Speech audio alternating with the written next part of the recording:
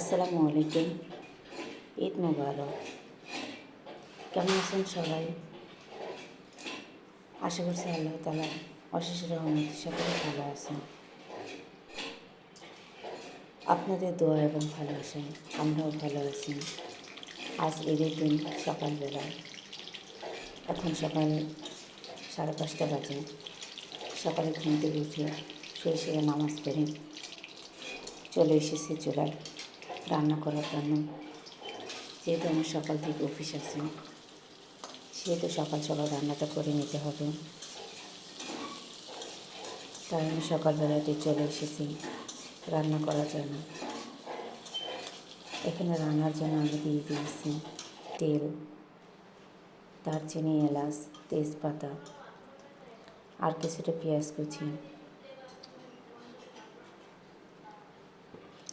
চুলায় দিয়ে সুন্দর করে ভেজে নিয়েছি।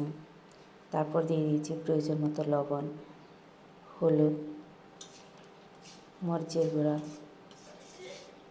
সব উপকরণ দিয়ে সুন্দর করে মিশিয়ে নিচ্ছি। তারপর দিয়ে দিব আগে থেকে ধুয়ে রাখা ডাল চাল দিয়ে সুন্দর করে মাখিয়ে নেব। এখানে আরাফাতের আপু খিচুড়ি খেতে পছন্দ করে, তাই আমি এখানে খিচুড়িটা রান্না করব। অনেকেই খিচুড়ি খেতে পছন্দ করে, আজকে বাইরে গরমের দিন, তারপর আমি খিচুড়িটা রান্না করতেছি, কারণ আরাফাতের আপু পছন্দ করে। আপনারা অনেকে বলতে পারেন যে আজ গরমের দিন খিচুড়ি কেন? ঠিক আছে, আজকে তো গরমের দিন, তারপরেও তো একটা বিশেষ দিন, তাই আজকে খিচুড়িটা রান্না করা হচ্ছে। খিচুড়িতে পানি দিয়ে দেওয়া হয়েছে, এখন ঢাকনা দিয়ে ঢেকে দেব। আর পাশের চুলায় বসিয়ে দিচ্ছি কোস্তটার জন্য আমি দিয়ে দিচ্ছি এখানে তেজপাতা, দারচিনি,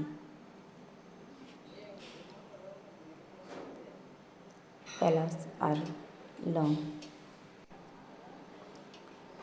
এই উপকরণগুলো দিয়ে একটু সুন্দর ভেজে নিচ্ছি। ভাজা হয়ে আসলে দিয়ে দেবো এখানে পেঁয়াজ কুচি। আমি এখানে বড় সাইজের 2টো পেঁয়াজ কুচি নিয়েছি। পেঁয়াজ কুচিটা দিয়ে একটু ভেজে নেব। ভাজা হয়ে আসলে এখানে দিয়ে দেব রসুন বাটাটা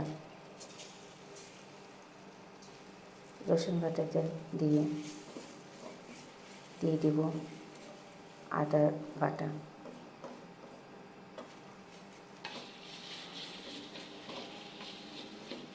সুন্দর করে মিশিয়ে ভেজে নেব যতক্ষণ না পর্যন্ত এখান থেকে কাঁচা গন্ধটা যাচ্ছে, ততক্ষণ ভেজে নেব।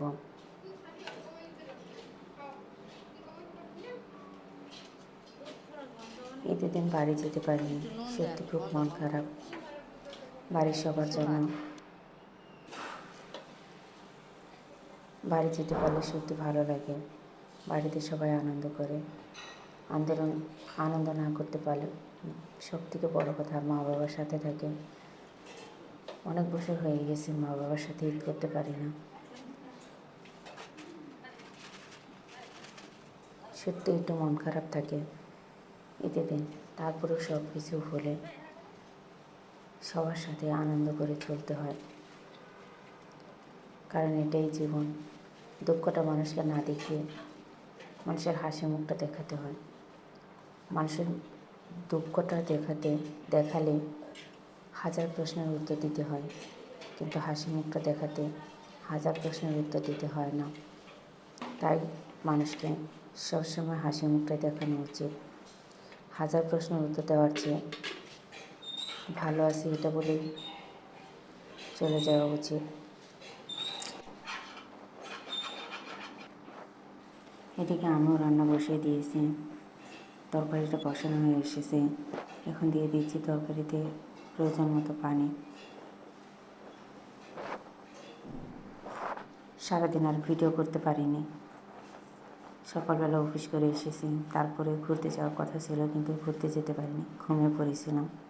এখন এই যে রেডি হয়ে নিয়েছি, অফিস যাব, কারণ আমার বিকেলে অফিস আছে। সরি, বিকেলে নয়, রাতে। এখন বাজে রাত 7:30। আমি রেডি হয়ে গেছি, আরাফাতকেও রেডি করে নিয়েছি।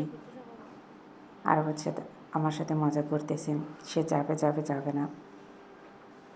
তাই আরাফের সাথে কিছুটা সময় খুনসুটি করে বের হয়ে গেলাম। এক প্রকার আরাফাতকে জোর করে নিয়ে বের হয়ে এসেছি।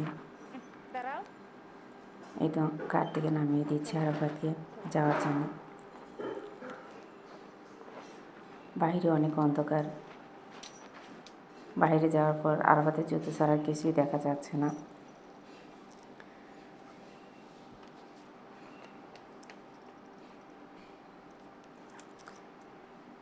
ঈদের সময় রাস্তায় বের হওয়া খুব কঠিন।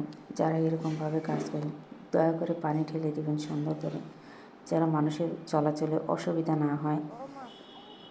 বাসা থেকে অফিস পর্যন্ত কাদা আর রক্তের চাপ এখনও রয়ে গেছে। আজকের মতো এখানে বিদায় নিচ্ছি। সকলে ভালো থাকবেন। আল্লাহ হাফিজ।